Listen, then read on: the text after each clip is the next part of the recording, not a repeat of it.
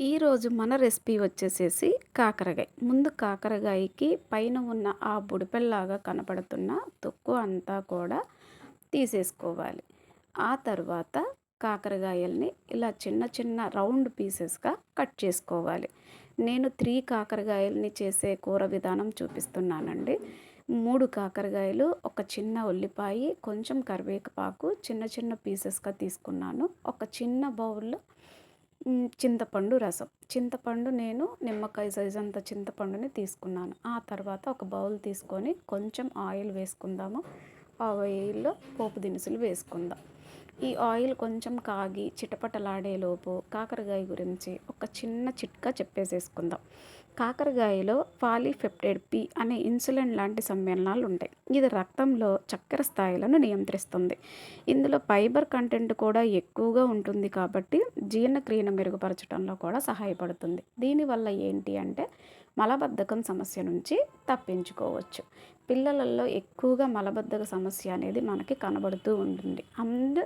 పెద్దవారిలో కూడా. ఎందుకు అంటే పిల్లలు పాలు తాగుతూ వాళ్ళకి కావాల్సినయన్నీ తింటూ ఉంటారు కాబట్టి కొంచెం మలబద్ధక సమస్య అనేది ఎక్కువగా ఉంటుంది. ఈ కాకరకాయని వీక్లీ 1 టైం తీసుకోవటం వల్ల ఆ మలబద్ధక సమస్యని కొంచెం తగ్గించుకోవచ్చు.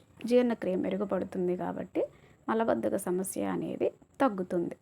ఆ తర్వాత మనం తీసుకున్న ముక్కలన్నీ కూడా ఇలా బౌల్‌లో వేసుకొని నేను చూపించిన చింతపండు రసం క్వాంటిటీ దీనికి సరిపోతుంది. ఎక్కువ కాకరకాయలు తీసుకుంటే కొంచెం చింతపండు రసం కూడా ఎక్కువ తీసుకోవాలి. నేను ఇక్కడ 3 కాకరకాయలకి నిమ్మపండు సైజ్ అంత చింతపండుని తీసుకున్నానండి. దాన్ని రసం తీసుకున్నాను. ఆ తర్వాత ఉప్పు యాడ్ చేయండి. కొంచెం కలర్ కోసం పసుపు యాడ్ చేయండి. కలర్ కోసం అనే కాదు, పసుపు యాంటీబయాటిక్ కాబట్టి పసుపుని యాడ్ చేస్తే మంచి కలర్ వస్తుంది అండ్ మనకి యాంటీబయాటిక్ కూడా శరీరానికి లభిస్తుంది. ఈలోపు కాకరకాయ ఉడికేలోపు ఇంకో చిన్న చిట్కా చూసుకుందాం చూడండి.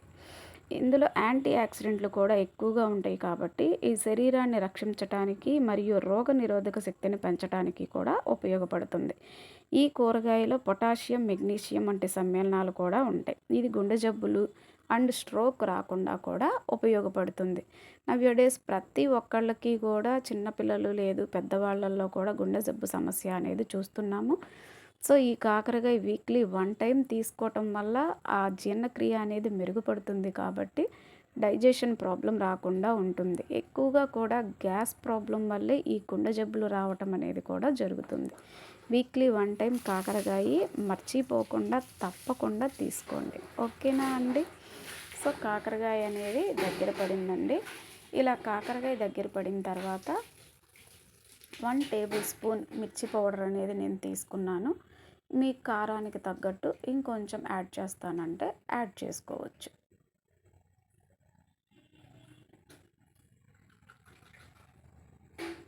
ఆ తర్వాత నెక్స్ట్ పక్కనే చూడండి సాంబార్ కూడా పెట్టాను. కొంచెం కాకరకాయ కర్రీ నెక్స్ట్ సాంబార్ కాంబినేషన్ బాగుంటుందండి.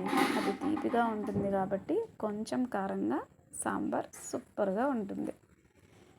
బెల్లం యాడ్ చేయటం స్కిప్ అయిపోయిందండి. సో ఇక్కడ నేను బెల్లం యాడ్ చేశాను. బెల్లం యాడ్ చేసిన తర్వాత ఆ కాకరకాయ కర్రీ కన్సిస్టెన్సీ అనేది మనకి అలా ఉంటుంది.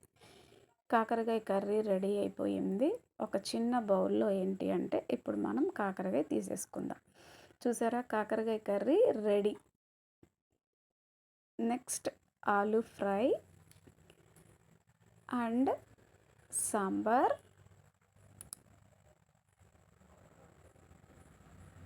రైస్. నేను ఎప్పుడు కూడా విడిగానే వండుతానండి. అది కుక్కర్ రైస్ కాదు, ఎగర పెట్టడం, గడ్డ పెరుగు,